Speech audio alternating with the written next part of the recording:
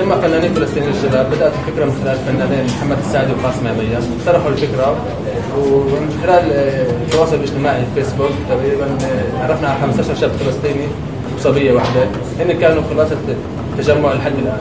ما في داعم لهذا التجمع، التجمع هو داعم من الشباب نفسه. إن شاء الله يكون هاي بداية المعرض، هو حالة تحية لهذا التجمع، هو حالة مستمرة. المعرض الأول اتفقنا يكون بمخيم يرموك، لأنه مخيم يرموك هو الحاضنة الأساسية للاجئ الفلسطيني. فيوصل نحاول نوصل رسالتنا اللي هي عن طريق اللوحة توصل لأكبر قدر ممكن.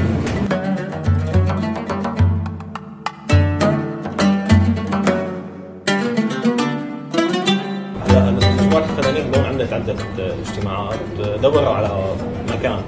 هلا لقوا اخيرا انه جدل ممكن يقدر يحتضن هذا التجمع.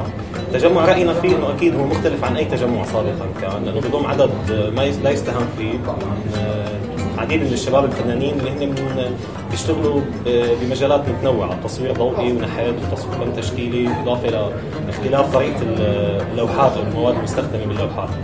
كان في جدل حتى، يعني جدل ليش اخترنا الاسم؟ انه كان في جدل حتى بطريقه الشغل. الاسم طلع خلال عملنا، تقريبا لهلا عم يقدر يعبر هالاسم عن المحتوى اللي عم يكون موجود فيه. علاقتنا بالفنون حكيت بالبدايه، احنا كنا نشتغل عمل تطوعي.